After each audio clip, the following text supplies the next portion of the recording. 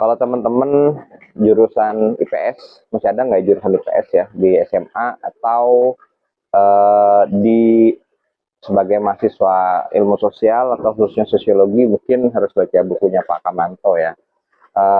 Saya belajar sosiologi secara intensif ketika saya studi S2.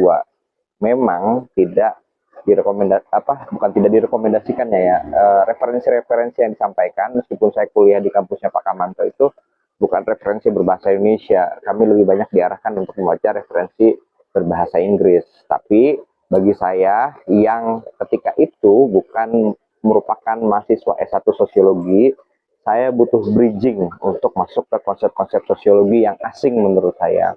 Oleh karena itu, saya memberi beberapa literatur yang dibuat oleh dosen Indonesia. Salah satunya adalah literatur sosiologi yang ditulis oleh Pak Kamanto, pengantar sosiologi. Ini kalau teman-teman lihat di Gramedia, ini dicetak ulang sudah banyak sekali. Bahkan mirisnya, kalau teman-teman ke tempat-tempat toko buku yang menjual buku bajakan, ini juga dibajak dengan laris. Karena banyak dicari oleh mahasiswa. Ya, karena memang kenapa buku ini kemudian menjadi penting, ini buku ditulis oleh bukan sembarang orang ya. Kamanto Sunarto itu, Pak Kamanto almarhum adalah guru besar sosiologi di Universitas Indonesia. Tempat saya dulu kuliah ketika S2. Sayangnya saya tidak bertemu langsung, diajar langsung, meskipun beberapa kali bertemu ya. Ketika saya sudah di BRIN pun, atau di LIPI, waktu itu Pak Kamanto beberapa kali datang untuk ikut seminar di LIPI ya ketika itu. Nah, Pak Kamanto itu menurut saya adalah salah satu orang yang bisa menuliskan bahasa-bahasa sosiologi yang berat-berat itu menjadi lebih membumi.